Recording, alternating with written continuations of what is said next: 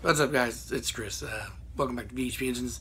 Okay, so I'm gonna try and keep this like equal parts informative and equal parts rant, but I'm a little worried the rant part's gonna take over. It's gonna be real quick and short to the point here.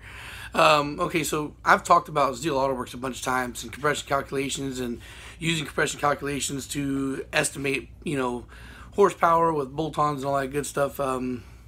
But also not too long ago, when I was doing that same digging around for compression calculations and whatnot, I was also checking the manufacturers' their compression calculations. Like, when you buy pistons, there's like, well, this combination will give you this compression, this combination will give you that compression.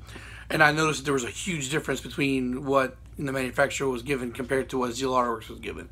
All right, and this is what I'm saying here is actually I want to lean towards what the manufacturers are saying as far as compression goes. I got more trust in their more specific design, research, development than I have for a calculating system that just kind of crunches numbers together and say this is what it should be. Especially because of how drastic. Okay, so the main reason being why is because you see the huge discrepancy between the numbers and like what horsepower should be at, and also your octanes for fuel. I think like for CTR pistons in the LSV with the GSR, you're looking at high 13s or 14, to 1 ratios for compression. Now, why do what started to make me think that, damn, maybe the calculations are a little bit higher or a lot bit higher than what the manufacturers are given on their compression numbers is two reasons. One, because when you see these combinations at dynos charts and shit like that, it doesn't necessarily match up. All right. 2, you can run this shit on pump gas without having to run E85 or higher. That's a really high compression ratio for you not to have any knock issues to daily drive this car at that compression level. And I guess 3. Oh well, shit! I fucking had it and I lost it. I was thinking of it when I was talking. Damn. Yeah, so the horsepower. Oh, okay. The third one being that like Wiseco and Arias and all these other companies make aftermarket pistons that give like 14-to-1 and shit like that, and you see the dome height is much higher than what CTR pistons are. CTR pistons, of course, when you put them in a block, they stick out a bit and they look like it's really high. But if you put that same kind of piston next to a fucking a truly high compression piston from Wiseco or whatnot, those pistons are a fuck ton taller, and you have no problem with piston valve contact. Now, I also know that the design in those pistons are much deeper valve reliefs, But when you start to really compare the pistons side by side, you're still dealing with a much higher dome height overall to the CTR, and you don't have to do any kind of special modification to run those. All right, now I guess to get to the rant part of it here is that oh no, we'll add the last bit of thing to wrap that shit up. So anyway, what it comes down to is Zeal AutoWorks. I'm not gonna change what I've said before and say go to Zeal AutoWorks, play with compression, and test from there, because you can still see the different ratios and get an idea. Use it as an estimation. Like, hey, if I use this piston, where's compression going to be generally versus this piston, and you can see which one's higher, and go from there. You can still use it as a loose estimator. I just wouldn't take Zeal AutoWorks as something that's gospel. Nah, so. And just because, like I said earlier, the numbers don't match up to what you see people practically using. And so I was on the fence about the CTR pistons for a long time because of really old forms and really old information. So I know that when people are telling me, oh, well, I don't know because of what I said and what I've seen and what I've read, you're reading shit from over a decade ago. All right, and if you keep digging around, you're gonna see dynographs. You're gonna see dynographs from people who've done that kind of build. You're gonna see people with videos that got those engines in the car built like that, and you don't have any problems. And they're 9 out of 10 times they run on fucking pump, making around 200 something horsepower. All right, so that's to get. Now we'll move into the rant part. And the thing is, and this is something I've talked about a couple times before, but it's been a very long time since I've had to bring it up.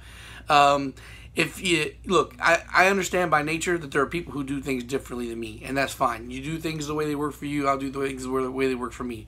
But do not come to me and ask me for my opinion and my help, and then continually stick around for that. And then when I give you the answers, you're gonna contradict. It's like you're putting me into a position where I have to, sweet talk you and baby talk you and pat you on the back and tell you no, it's gonna be all right. I don't have fucking time or patience for that shit. So if you're coming to me and you've decided that you want me to be your source for information, don't fucking ask me for my opinion and then immediately contradict me and try to, get me to circumvent what I was saying, to change it to either what you want to hear or to do things to make you feel better about your decisions. I give you the information, you can take it and run with it and do it, or you can say, fuck that, I don't trust it, and do something else that your homeboy told you. But that fucking drives me up the wall insane when you're asking me for my help and you're telling me, but my friend said this, or what I read said that. And chances are that anything you've already fucking read online, I've already read 5 or 6 times, and I've already found other information that contradicts that, or I've already done it, done the contradiction myself.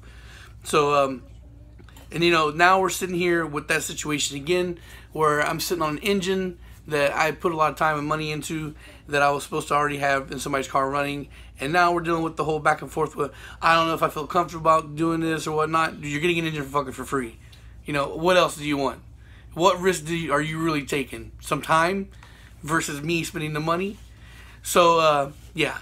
Anyway, I haven't decided exactly what route I'm going to go there, but this is just something that's just frustrated me recently because I've talked about it a whole bunch of time with that build and having it run and all that shit. But now it's just looking like I don't think it's going to happen. And so just, please guys, future references, when you're coming to ask me for something, don't come to me, talk to me with some shit like that and try to, get me to change what I'm going to say. It's just going to fucking make me ignore you and hate your guts because you're annoying. So, fair enough. I think I want to say that every single person who DMs me, whether it's, Twitter, Instagram, Snapchat, Facebook, even YouTube when I catch it, everybody that DMs me gets an answer from me at least once. If you start going down the fucking the route of being annoying, or you just need to be consoled or baby talked or walk through shit that I've already talked to a bunch of times, I'm not going to answer you anymore. So I was there and I offered you some conversation, and if I stop talking to you, it's just because most likely it's because you're already trying to talk to me about some stuff that I've already talked about in detail, or you just gone down the route of being fucking aggravating, and I'm not going to deal with it anymore. Got enough aggravating things in life where I don't need aggravations from this too. Alright, so I think that I managed to do it, make it equal parts rant and informative. Yeah, so that's it, because I think that we're starting to narrow in on being able to have a place. There's actually a place we can move into right now, but it's not in the best area, so we're using it as a backup. But once we do that, I'll go back to building engines, and I think I might start leaning towards building high compression NA motors just for a while, because the fact is they may not be super impressive in power levels, but they're going to be impressive enough, and I'll be able to get them running faster than I will be doing all these fucking turbo builds where nobody has a boost kit to run. Here's a little test to see who's watching. Keith, you said something the other day about needing a CSS block, and I mentioned in Facebook, get mine. Just to clarify, when I was saying get mine, I'm not talking about buy it. If you're deciding you want to go boost, you start buying the kit, you get a transmission, you get everything ready for a swap, and then the last thing you need is the engine. You come to me, and I haven't got it ready for the Integra yet. There's a good chance that I'll give it to you for free, because in the end, when I got the sponsorship from Kings and CSS and everybody, that block was immediately going to get donated to somebody. I couldn't do it because I was moving, and I knew for a fact that if I wasn't there to oversight the build and do put it in the guy's car for him, it was going to wind up getting sold. And that's not something I wanted. Also, my Integra isn't a high priority for me. I got way too many things going on right now to deal with. I was hoping that I'd be situated and the car would be running by now, but that's not the case. And I have, forged pistons and rods for days, so it's not a big deal for me to build another engine for the Integra. I don't need the CSS block. But what's more important to me is have that fucking engine run. So if I could find somebody local that I 100% know for sure they ain't gonna fucking fuck me over on this, that actually run the engine, that'd be something that I would give away. I would be willing to give away, even though I never planned on giving away my fucking VTEC head. That's whatever. It's at this point, it means more to me to see the damn thing run than to sit on it forever and have just a 500 horsepower engine for the Integra. I know that once I get settled down, eventually, I'll be able to do that whenever the fuck I want. So yeah. Anyway, that's it. Just I guess some extra news thrown in there. And thanks guys for watching as always, and peace. Talk to y'all later.